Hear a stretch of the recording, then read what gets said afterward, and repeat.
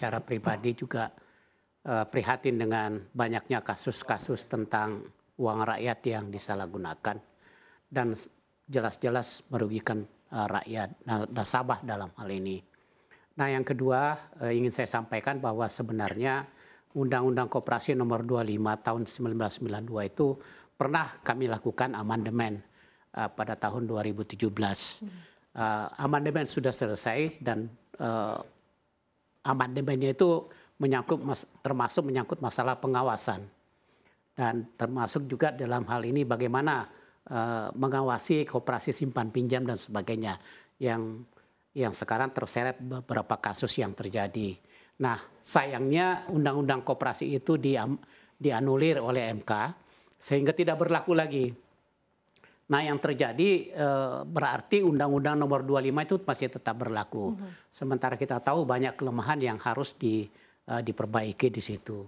Nah, sayangnya sejak 2017 sampai dengan sekarang amandemen Undang-Undang Koperasi baru itu tidak dilakukan. Ini yang saya sangat sayangkan. Bahkan sekarang pun juga terdapat undang-undang tentang penguatan sistem pengembangan dan penguatan tentang jasa keuangan.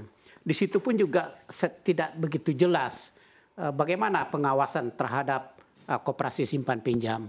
Nah, saya melihat secara makro bahwa hanya terbagi. Ada yang sistemnya close, ada yang sistemnya open. Yang sistemnya open itu ya seperti perusahaan-perusahaan asuransi yang berbadan hukum koperasi. Kemudian BPR, usaha mikro dan sebagainya. Tetapi secara eksplisit tidak dinyatakan bahwa koperasi simpan pinjam itu diawasi oleh secara eksplisit dikatakan memang itu tetap diawasi oleh Kementerian Koperasi. Nah, saya melihat bahwa sebenarnya koperasi simpan pinjam itu ada dua aspek yang perlu diperhatikan. Pertama, jelas kalau koperasi simpan pinjam itu menawarkan satu gain yang jauh lebih besar dibandingkan interest yang berlaku, ya, interest bank, suku bunga bank yang berlaku, maka pasti itu akan pada satu saat akan bermasalah. Jadi nasabah juga harus aware tentang hal itu. Nah, yang kedua, di koperasi itu sebenarnya mengapa perlu dilakukan pengawasan yang ketat. Pengawasan dalam hal ini harus diartikan bahwa itu adalah bimbingan. Bimbingan di samping pengawasan dalam hal ini secara berkala dan betul-betul terstruktur dan betul-betul terorganisir sesuai dengan kompetensi dan integritas daripada lembaga yang mengaturnya. Oke, lalu lembaga apa nih Pak yang saya melihat tepat? Secara pribadi saya melihat bahwa pada dasarnya kalau kita menyangkut masalah koperasi simpan pinjam, maka sebaiknya memang itu diatur dan diawasi, dibimbing, diarahkan dan disupervise oleh OJK. Ya. Nah, kalau saya melihat kalau itu koperasi simpan pinjam itu dilakukan, dimonitor, kemudian diawasi, dibimbing dan sebagainya oleh Kementerian Koperasi, saya melihat itu mungkin kurang tepat. Karena ya pertama saya melihat bahwa banyak hal-hal yang mempengaruhi di dalam bagaimana mereka harus menjalankan tugas-tugas itu. Nah, tentunya lebih bagus kalau tugas-tugas tentang menyangkut masalah jasa keuangan, simpan pinjam dan sebagainya lebih bagus diserahkan kepada yang ahlinya. Ahlinya di sini adalah OJK. Nah, itulah ya secara prinsip yang ingin saya sampaikan. Nah, lagi-lagi kita melihat bahwa mengapa ini Undang-Undang Nomor 25 perlu untuk dilakukan amandemen sesegera mungkin. Karena akibatnya ya ini. Ya, tidak jelasnya siapa yang mengawasi. Karena begitu banyak loops ya yang terjadi di Undang-Undang Nomor 25. Saya kan ke Pak Nusron. Pak Nusron menyambung tadi apa yang dikatakan oleh Pak Syarif begitu. Sebenarnya terkait dengan urgensi amandemen undang-undang ini kan sebenarnya telah dilakukan di 2017, tapi kemudian dianulir oleh MK dan tahun 2022 kasus ini meledak, ada sejumlah koperasi yang dikatakan gagal bayar ataupun kelangkaan likuiditas. Pandangan Anda seperti apa Pak Nusron? Pertama begini ya, saya ingin nambahin apa yang disampaikan oleh Pak Syarif Hasan. Beliau ini sangat kompeten sekali bicara masalah ini karena beliau ini mantan Menteri Koperasi dan UMKM. Sebelum saya bicara tentang masalah urgensi revisi undang-undangnya, saya terlebih dahulu bicara masalah. Betul yang disampaikan oleh Pak Syarif Hasan. Masalah hulunya itu adalah masalah ketidaktegasan oleh pemerintah.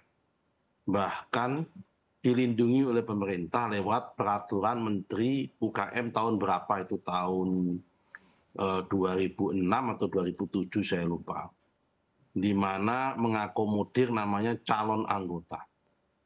Harusnya kalau kita menggunakan filosofi koperasi, koperasi itu kan pemegang sahamnya semua kan adalah anggota. Tidak ada yang namanya uang yang berkuasa di situ. Yang berkuasa itu adalah anggota. Meskipun dia itu savingnya atau tabungannya itu ataupun iurannya itu hanya 10.000, dengan orang yang menabung atau iurannya itu di situ 10 miliar, itu haknya ketika rapat anggota itu sama. Tapi ini karena gara-gara ada peraturan Menteri Koperasi tahun 2006 atau 2007, saya lupa, saya cari tadi nggak ketemu, itu diakomodir dalam bentuk namanya adalah calon anggota. Jadi karena calon anggota, nasabah-nasabah yang keleleran itu, yang nggak dibayar itu, nggak punya hak. Dia nggak punya semacam bargaining position. Harusnya kalau dia semua anggota, kumpul aja. Anggota itu kumpul, mengadakan rapat anggota, mengganti pengurus, memecat kemudian mengaudit keuangan, memenjarakan kemudian mereka, gampang. Tapi ini seakan-akan hubungannya itu adalah nasabah dengan pemilik. Padahal yang namanya koperasi itu tidak ada nasabah, yang ada anggota. Dan tidak ada pemilik, pemiliknya adalah anggota. Nah, ini pertama, ini masalah akar masalahnya. Jadi undang-undangnya direvisi, kalau istilah dan praktek koperasinya itu mirip seperti praktek korporasi seperti ini nggak kena, nggak pas. Nah, karena itu harus dibuat ketegasan sebelum ada revisi undang-undang, peraturan Menteri Koperasi bahwa orang yang boleh menabung dan oleh kemudian pinjam, istilahnya kan simpan pinjam, yang boleh simpan dan boleh pinjam di dalam KSP, Koperasi Simpan Pinjam, itu adalah anggota. Jadi tidak cukup Begitu hanya revisi Undang-Undang Nomor 25 ya Pak Nusron? Nah, ini sebetulnya tidak harus revisi undang-undang, ini peraturan menteri bisa. Begitu dia daftar, apa Undang-Undang Nomor 25-nya pun tegas bahwa koperasi itu hanya boleh melayani anggota. Tapi oleh Menteri Koperasi tahun 2007 itu dilebarkan menjadi calon anggota maksimal selama 2 tahun. Nah, ini yang harus diubah, harus dihentikan.